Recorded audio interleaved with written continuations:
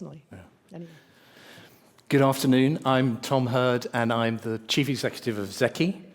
Zeki finds, tracks, and evaluates brilliant scientists and engineers globally.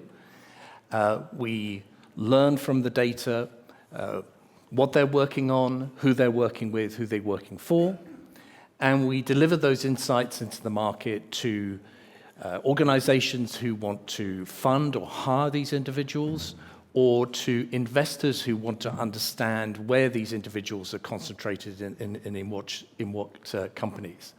And I'm going to share with you today insights from a study we did looking at 6,000 deep tech companies in North America and in Europe.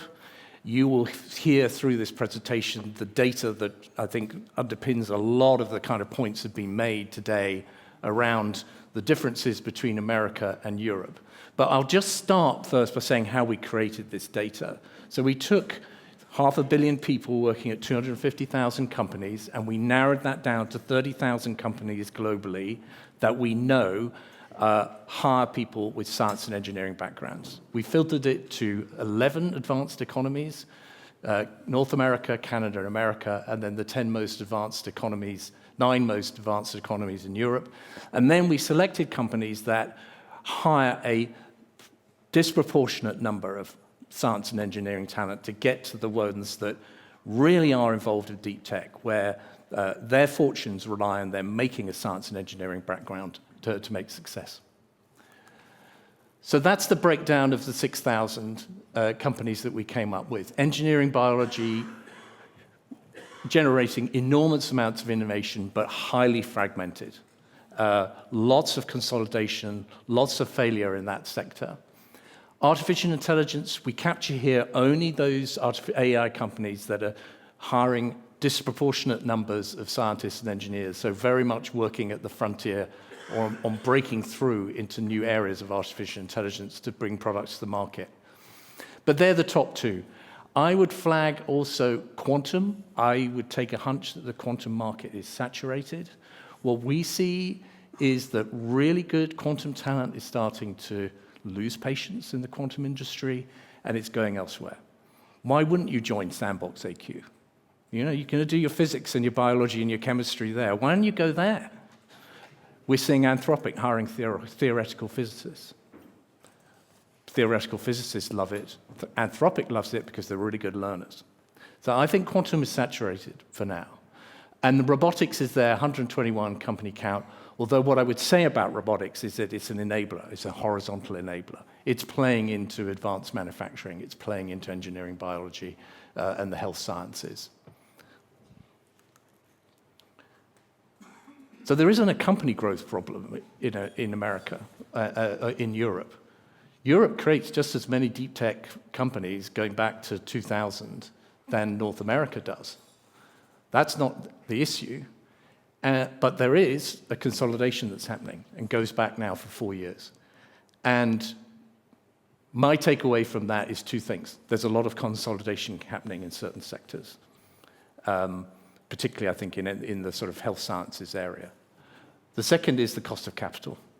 If you're in deep tech, it's capital intensive, you need access to capital. The cost of capital has risen, and there is this consolidation going on. But this is the $10 million problem. This is the funding problem. It takes American companies half the amount of time to scale to over 250 employees in deep tech than it does a European company. What's that about? It's got to be about the access to funding and what kind of funding. I think grants is a bit of a curse. You can become a zombie tech company if you just rely on grants. But that is definitely a funding issue. How can you scale your funding? It's a fragmented market issue, and that's been raised just now. I think it's something to do with ambition, and we've also talked about that as well. The other thing we see, we then looked and said, what's the proportion of really advanced scientists and engineers in small companies, very small companies, 10 to 50 people? And you can see a very big discrepancy. So in Europe, you've basically got twice the percentage of scientists and engineers in a small deep tech company than you have in America. Now, there's, I think, sort of good news in that. I think that shows that Europe, is particularly close to its universities, spins out from its universities.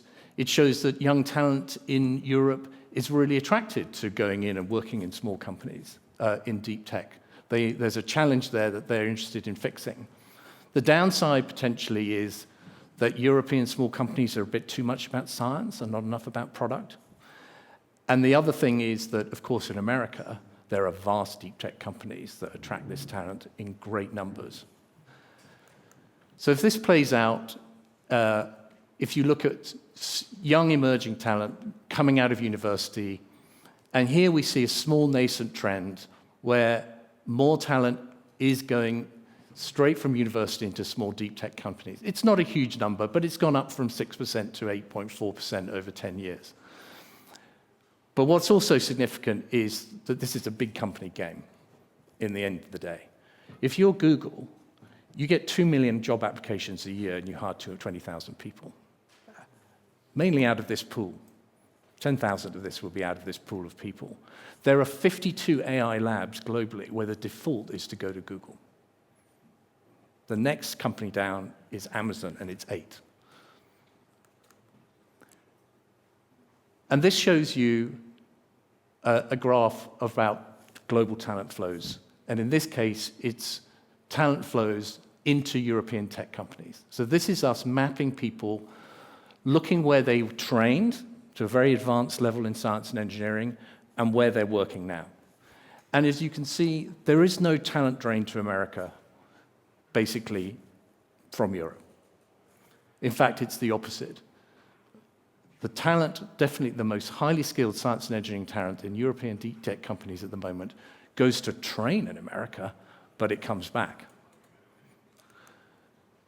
Different picture in America. So Indian talent goes to America. Indian talent trained in India is the biggest exporter to North America. And then a little bit China, Germany, France, the big advanced economies. But a very different flow of talent in deep tech between the two big continents. But I flag here also Israel. Israeli deep tech talent is perhaps the most valuable talent in the market. It is highly, highly sought after. And you're seeing here, on big macro level trends, a relatively small number going into North America, but that is a very, very large number when you look at the talent pool in Israel. And when we look at top AI talent, 50% of it goes to America out of Israel. Now, that's not saying that Israel doesn't have a massive and amazing AI deep tech ecosystem, but it is not saturating up the talent that it produces. And big US tech loves Israeli-trained AI talent. There's also a lot of discussion about, is the deep tech ecosystems between China and America sort of decoupling? There's a rather spurious conversation about the national security risks, and I'm a national security folk, and I don't buy that the presence of Chinese-trained talent in European deep tech companies poses a risk.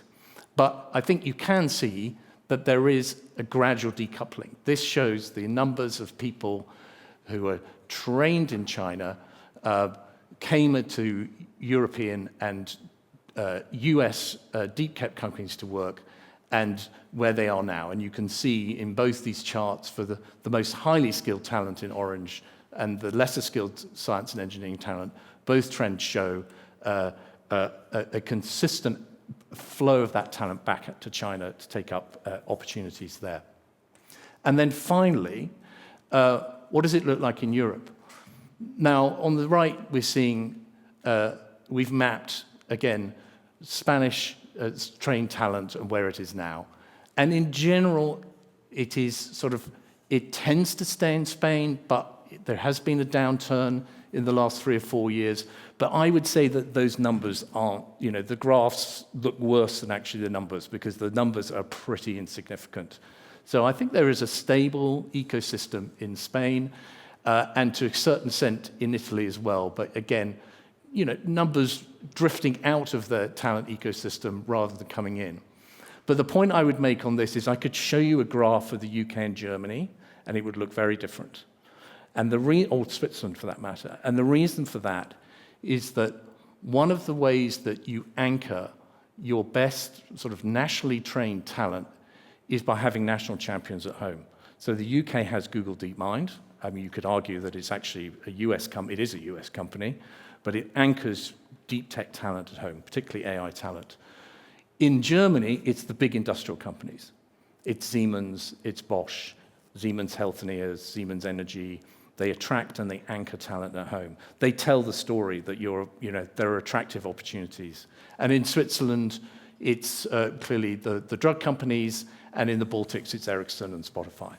Spain and Italy do not have that national champion, a big industrial player, a big player in the economy that is systematically attracting and anchoring talent at home. And that's why I wouldn't think that those charts are going to change differently. My takeaways would be that actually Europe and America have just as good talent. There's no big difference between that. Their innovation ecosystems delivered completely different results in terms of company formation and success. If I was in Europe now, I think Europe has completely missed the boat on LLMs. We know that. We'll all be using LLMs, but I don't think there won't be a European sort of version of OpenAI. If we look at our data, Mistral is flatlining on talent and it's flatlining on market share.